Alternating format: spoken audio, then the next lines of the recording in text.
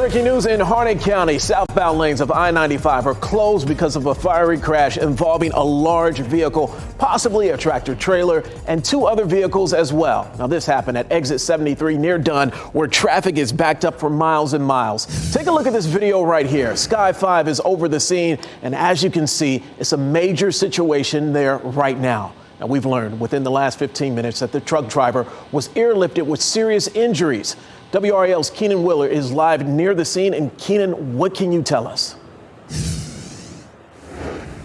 Really, that this is such a dramatic scene. It looks like it could have almost been pulled straight out of a disaster movie. You can see the serious pile of debris behind me still burning hours after this incident, and just about 100 yards or so down 95 South. It's a little tough to see now that it's dark. That's the outline of what we now know is the tractor trailer that hit a bridge and burst into flames, sending that driver to the hospital with serious injuries. Look at this viewer video that we got into our newsroom just about an hour ago. It shows just how serious the impact was really in the minutes after this crash took place here on I-95 near Dunn. The roadway just covered in little pockets of flame bursting out in various intervals. This initially shut down both north and southbound lanes of 95. It has since been limited to just the southbound lanes being closed.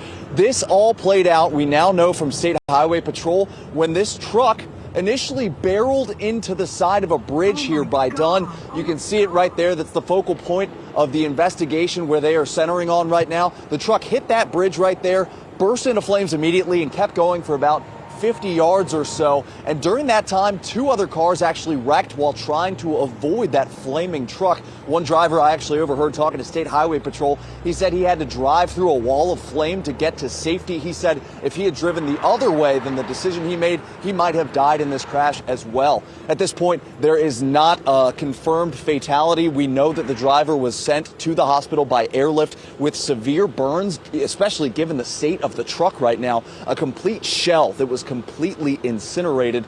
We have learned, again, the crash happened when the truck hit the bridge, continued on. The driver is currently in the hospital. We are expecting over the next few hours to get an update on that driver's condition. We are also expecting to see I-95 South here stay closed until about 10 o'clock this evening.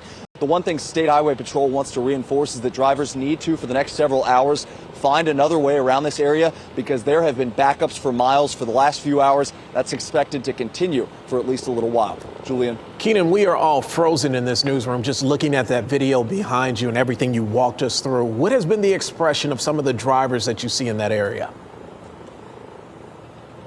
So I think the most striking part, and you can sort of see here, the burning mess right here and that bridge where the driver initially hit, there has been a steady line of people driving over that, and you just see their faces in shock.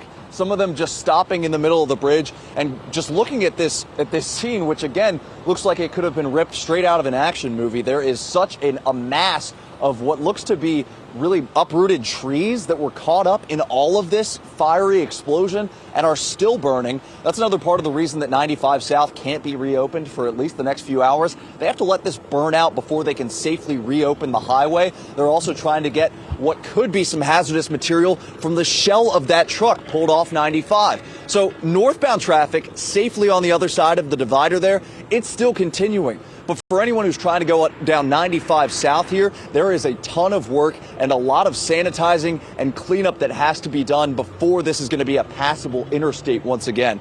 We are again expecting to hear, hopefully, an update on the driver's condition within the next few hours, and State Highway Patrol is staying engaged with us here on the ground and still looking for evidence and trying to continue this investigation. It's going to get a little bit more difficult now that darkness has fallen. Wow. Julian. Keenan Willer covering every angle of this for us. Thank you. We'll check back in with you later this evening.